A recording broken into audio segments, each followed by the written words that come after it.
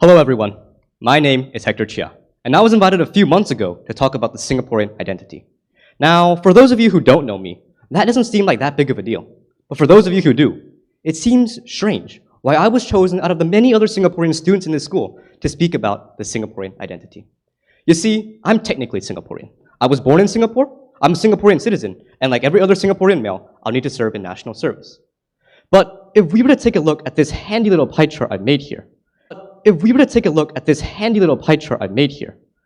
shows that I've only lived in Singapore for 6 of my 18 years. 1/3, it's not so bad. But let's take the bits that I actually remember. Say everything from 6 years old and up. Well, that drops down to a measly 2 years. So that left me wondering, what exactly am I supposed to speak about the Singaporean identity, given that I've never really grown up here? My first approach was, maybe it's about what I've heard other people say about Singapore in my time overseas. You see, in my 10 years I was living abroad in the US, Japan, and Spain, I have never had a Singaporean classmate. In fact, none of my classmates have ever had a Singaporean classmate either. That makes me their first impression of Singapore. Someone who needs to be an expert in all things Singaporean. Kind of like a brand ambassador. But it's really hard to be a brand ambassador when you don't even know what your product is. In any case, I've heard a lot about Singapore in my time overseas, and perhaps that will reveal something about the Singaporean identity.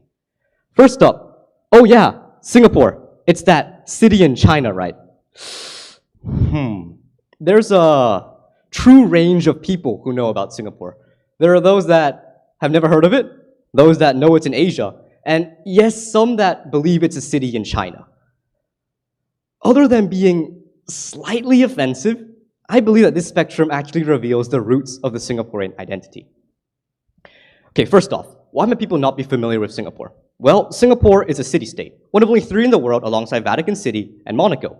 With a population of about 5.5 million, it's a big city, but nowhere near the likes of megacities of Tokyo and Beijing, with populations well over 20 million.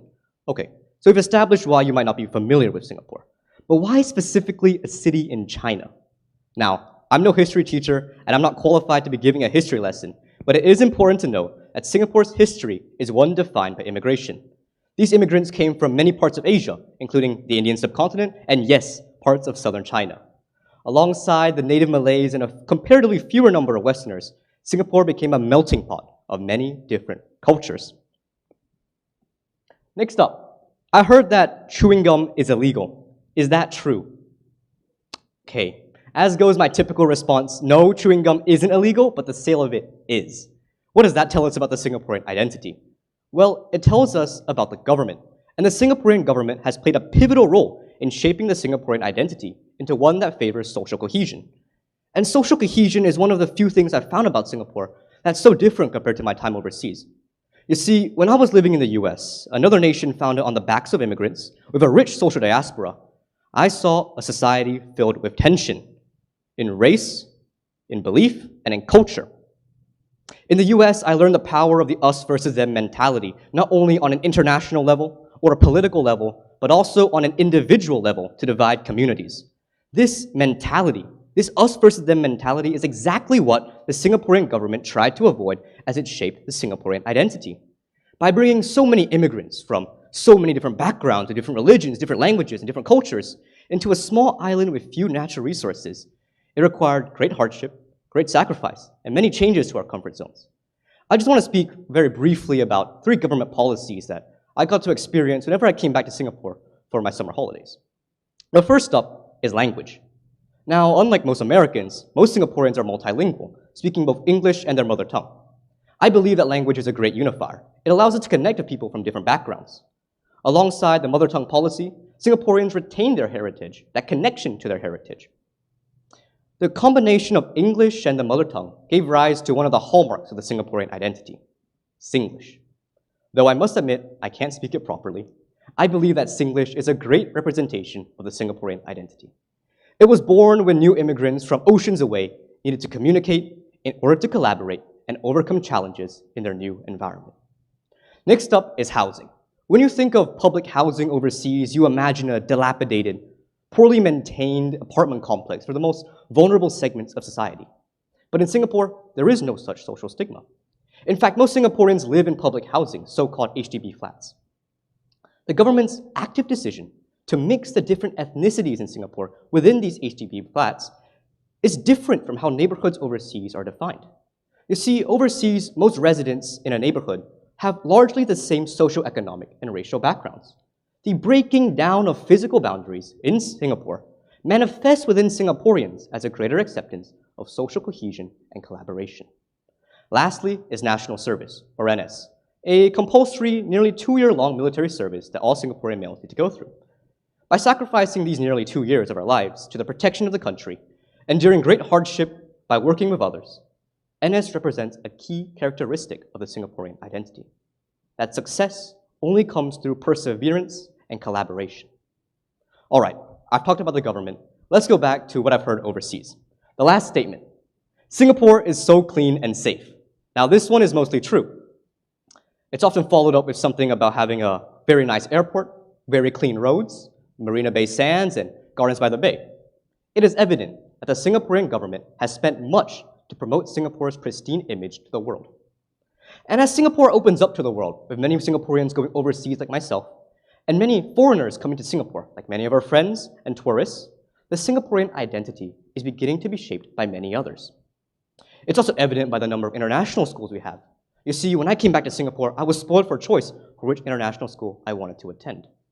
In my present international school, it has been an eye-opening experience to see how foreign and local students interact.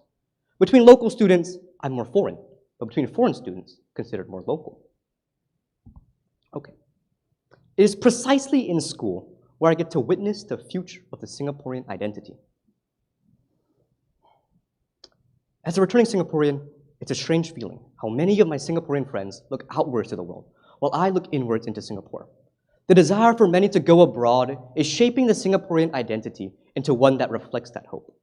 It is clear to me that third-generation Singaporeans are much more like me, in a sense that I've adopted many of my beliefs from my time overseas than, say, compared to my parents who were born and raised in Singapore. What does this mean for the Singaporean identity of today and tomorrow? Singapore's past collectivism, to work through hardship together, is becoming increasingly replaced by individualism in an ever more competitive environment. The belief that success only comes through being better than others runs contrary to the social cohesion and collective hardship that previously characterized Singapore. It is clear that the us versus them mentality is proliferating in modern society. This mentality, I believe, is because the needs and wants of modern Singaporeans have changed from years past. The pioneering generations, those first and second generation immigrants, face a situation where their own success was not only determined by themselves, but by the very success of the nation. Today, it is hard to imagine a Singapore that isn't successful, that isn't clean, that isn't safe, isn't rich, and isn't wealthy. The needs and wants of modern Singaporeans no longer align with the country's. When personal goals are no longer societal, and individual achievements no longer collective pursuits. It is in this environment that Singapore begins to enter a new age. We're faced with existential crises from climate change to the falling birth rate, increased trade protectionism around the world, and rising geopolitical tensions between East and West. It is paramount that we work together to overcome these challenges. However, the Singaporean identity is and of itself becoming challenged by societal issues, such as the falling income, fears of a decreasing income mobility, and the growing income gap. I see a future where the Singaporean identity will be reforged, whether by choice or in response to the challenges that we will very soon face. Just like any identity, the Singaporean identity is not a checklist or a bucket list. You don't need to speak Singlish. You don't need to know your mother tongue. You don't even need to take the PSLE exam. The Singaporean identity is a set of ideals, born in a situation where social cohesion, perseverance, and collective hardship were necessary for the survival of both individual and state. It is now more important than ever that we look back at the essence of the Singaporean identity and what it means to be truly Singaporean. I just want to reintroduce myself. My name is Hector Chia, and I'm Singaporean.